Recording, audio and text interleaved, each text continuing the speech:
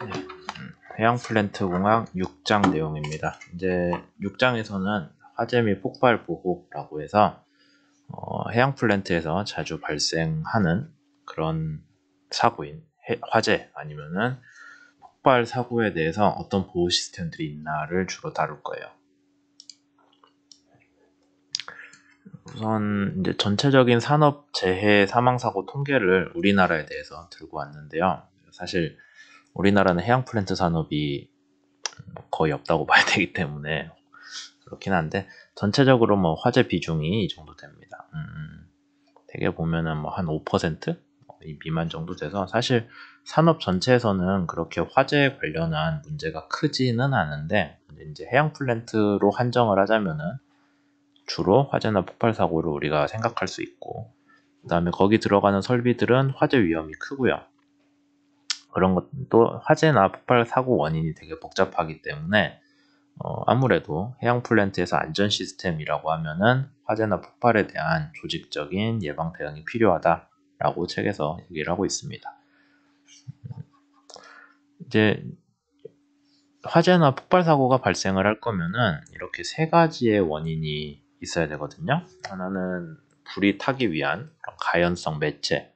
우리가 뭐 해양 플랜트면 당연히 원유나 아니면 가스 같은 게 영향이 좀 크겠죠. 가스가 노출되고 거기에 점화원이 붙으면은 점화원은 주로 전기 설비에서 스파크 같은 게 튀거나 아니면 아크라고 하는 것도 있거든요. 그러니까 전기 장비가 구동될 때 그렇게 스파크가 튀는 그런 상황들로 인해서 점화가 되고 처음에 가스가 누출돼서 가스가 있을 때 거기 안에서 스파크가 탕하고 튀면은 불이 붙겠죠. 폭발을 하거나 그런 상황들이 주로 이루어진다라고 보시면 됩니다. 그 다음에 산소 같은 것도 공급이 되어야 계속해서 화재가 발생을 하겠죠. 근데 이제 그냥 가스만 가득 차 있으면 불이 붙지 않는데 산소가 뭐 환기 시스템 같은 걸 타고 들어온다면은 공급이 된다면 그것도 불이나 폭발로 이어지는 원인이 될 겁니다. 그래서 이제 뒤쪽에서 다루겠지만은 해양 플랜트의 화재 폭발 사고에 대해서는 이 세 가지를 어떻게 대응을 하냐라는 게 제일 중요한 문제가 되겠죠. 해양 플랜트에서 화재 및 폭발 보호에 대한 문서는 여기 보시는 것 같이 ISO 국제 표준이 있고요. 거기서 다루는 내용들은 여기 보시는 것처럼 주로 화재 및 폭발에 대한 내용 그리고 추가적으로 탈출 및 구조 관련한 내용들이 있습니다. 그 외에 뭐 여러 가지들이 있는데 여러분들이 좀 새로 배울 만한 거는 구획화라는 개념이에요. 뒤에서도 많이 다루겠지만은 해양 플랜트 전체 시스템이 되게 복잡하고 규모도 큰데 어딘가에서 불이 난다라고 하면은 그쪽만 전체적으로 구획을 쪼개서 폐쇄를 해서 이쪽에서만 사고가 한정되게끔 해주는 게 구획화라는 개념입니다. 만약에 우리가 구획화가 없이 전체 해양 플랜트가 통으로 이어져 있다면은 여기에 불이 났다고 하면 이 가스배관 안에 있는 가스가 전부 다 누출될 때까지 불이 붙겠죠. 근데 구획화를 해가지고 밸브를 잠궈버리면은 여기 안에 있는 물건 가스만 불에 타겠죠. 그런 식의 접근이 필요하다라는 겁니다.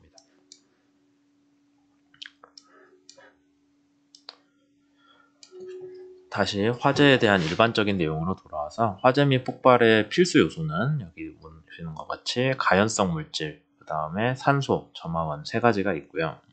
뭐 가연성 물질이야 해양 플랜트에서 많이 다루니까 어쩔 수 없는 거고 산소도 공기 중에 20%는 있으니까 어쩔 수 없겠죠. 점화원이 상당히 문제가 됩니다. 스파크 같이 전기 장비가 움직이면 가동을 하면서 그때 튀는 전기 불꽃도 있는데 정전기도 상당히 문제가 되겠죠. 그래서 여러분들 뭐 일반적으로 정전기 하면 스파크가 튀니까요. 그래서 정전기도 방지를 하기 위한 거 중요하다라는 거고요.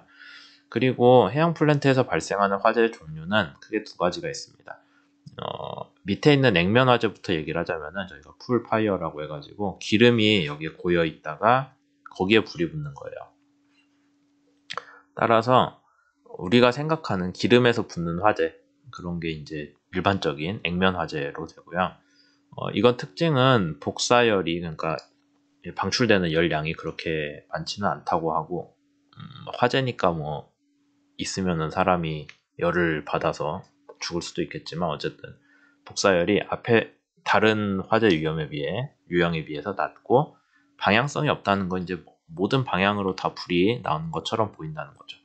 그러면 액면 화재 말고 어떤 화재가 해양 플랜트에서 또 있냐? 분사 화재라는 게 있습니다. 이거는 우리가 이렇게 화재 개념으로 접근을 해본 적은 없을 텐데 배관이 있으면요. 배관이 깨졌어요. 그러면 배관에 압력이 있잖아요. 압력이 있어서 가스가 새겠죠? 여기에 불이 붙으면은 가스가 방출이 되는 그 속도를 방향을 따라서 불이 뿜어져 나오는 식으로 커질 겁니다. 그게 여기 나오는 제트파이어 분사 화재고요. 이런 식으로 가스가 분사가 되고 있을 때 거기에 불이 붙는 그런 방향 타입이죠. 그래서 이거는 방향이 되게 선택적이라고 하는 게 가스가 누출되는 방향으로 불이 강하게 뿜어져 나온다라고 보면 되고요. 복사율이 높은 편으로 알려져 있습니다. 그 다음에 화염의 크기는 여기서 분출되는 그 유량의 여기 안쪽에서 배관에서 분출되는 그 가연성 물질의 압력에 따라서 화염의 크기나 복사율이 정해집니다. 그러니까 강하게 분출될수록 불이 붙으면 더 강한 화염으로 발달을 한다라고 보시면 되죠.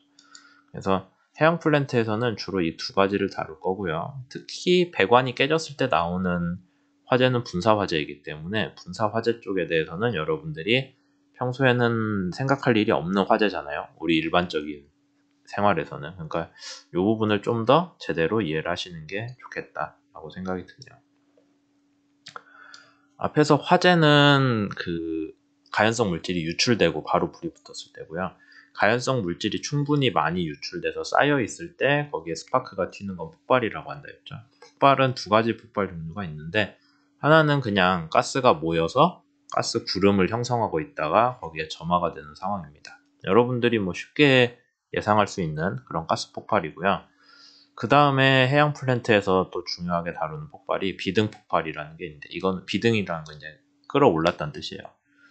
어떤 식으로 폭발이 되냐면은 밀폐됐거나 아니면 충분히 안쪽에 압력이 빠지지 않는 그런 어떤 통이 있다고 칩시다. 용기, 여기서 용기라고 했네요. 그래서 여기 열을 받으면은 안쪽이 부글부글 끓겠죠. 부글부글 끓으면서 기체 쪽으로 계속 기화가 되니까 기체 쪽 압력이 올라가겠죠. 그러면은 이 용기 전체 압력도 올라갑니다. 압력이 많이 올라가면 언젠가 얘가 터지겠죠. 구조적으로 못 버티고 쾅 하고 파손이 날 거예요. 그래서 압력이 올라가다가 파손이 나면은 이 안에 압력이 높았잖아요. 압력이 높은 데 있던 액체들이 갑자기 압력이 낮은 데로 가면은 얘가 확 기화를 내버리거든요. 그래서 가스운이 급격하게 형성이 되면서 걔가 불이 붙습니다. 그래서 용기가 폭발을 한 다음에 대기로 방출되어 있는 액체가 기화를 하면서 폭발을 하는 거죠. 결국에 이제 뒤쪽으로 가면 가스운 폭발이랑 비슷한데 어쨌든 처음에 발달하는 방식은 좀 다르죠. 얘는 가스가 누출돼서 모여있던 거고 얘는 액체가 있는 용기가 고온에 노출돼서 터지면서 그 다음에 폭발이 일어나는 거죠. 뭐 이런 식의 폭발 두 종류가 많이 발생을 하고요. 그 다음에 폭발에 대응하기 위해서는 폭발은 한번 터지면 끝이니까 터지기 전에 가스를 가연 하한 농도, 우리가 2장에서 배웠던 것 같네요. 농도를 충분히 낮춰가지고 희석을 시켜서 공기 중에 희석을 시켜서 불이 안 붙게끔 만드는 게 폭발을 막기 위한 주요한 대처 방안이 될 겁니다. 그 외에도 이제 폭발에 대응하기 위해서는 우리가 여러 가지를 생각을 해봐야 되는데요. 우선 가스 누출에서 화재나 폭발이 발생한다라고 주로 봐요. 그래서 누출에 대해서 책에서 소개를 하고 있습니다. 누출의 크기는 그 배관에 난 구멍의 크기에 따라 달라지겠죠. 구멍이 크면은 누출이 많이 될 거고 구멍이 작으면 누출이 작게 될 겁니다. 그 다음에 가스 배관 압력이 세면은 그만큼 누출이 빨리 일어나겠죠. 뭐 그런 것들이 있고 그 다음에 이제 배관 자체 길이가 길어지면 또 누출이 될 양이 늘어납니다. 무슨 얘기냐면은 가스가 폭발이 나면 아니면 비상정지를 하면은 우리가 배관 잠근다고 했잖아요. 밸브로. 근데 배관이 저렇게 길 때랑 배관이 짧을 때랑 누출이 났을 때 결국에는 이 배관 안에 차 있는 가스가 다 빠지거든요. 그동안 뭐 불이 붙든 아니면 얘네가 모였다 터지든 하는데 배관 길이가 길면은 아무래도 안에 차 있는 가스가 많겠죠. 그래서 화재가 폭발이 더 크게 일어날 수 있다라는 뜻이고요. 그 외에도 뭐 우리가 여러 가지 고려해 볼 수 있습니다. 뭐 액체가 포함되어 있는 배관에서 누출이 일어난다면은 가스는 뭐 금방 누출이 되겠지만 액체는 좀 장기적으로 계속 누출될 거잖아요. 그래서 사고 확산이 더 크게 날 수도 있고요. 배관 안에 압력 커지면은 당연히 사고 위험 커집니다. 그 다음에 누출되면은 대기압으로 노출이 되는데 그때 기체 성분이 많으면은 아무래도 누출 유량이 늘어날 거다. 뭐 그런 얘기들 있는 거죠. 그 외에도 누출이 된 다음에 바람을 만나면은 그 바람 속도보다 누출 속도가 빠르면은 아무래도 누출이 지배적이기 때문에 분사하는 식으로 얘가 누출이 되고요. 누출된 속도가 풍속보다 낮으면은 그냥 바람을 타고 흩어지겠죠. 확산이 될 겁니다. 그 외에 점화되는 것도 우리 자주 얘기했듯이 누출되자마자 점화가 되면 화재가 되고요. 지연돼서 누출이 되고 한참 뒤에 불이 붙으면은 폭발이 되거나 아니면은 아예 너무 많이 시간이 지나서 가연성 물질이 다 흩어졌으면은 대기에 희석이 되겠죠.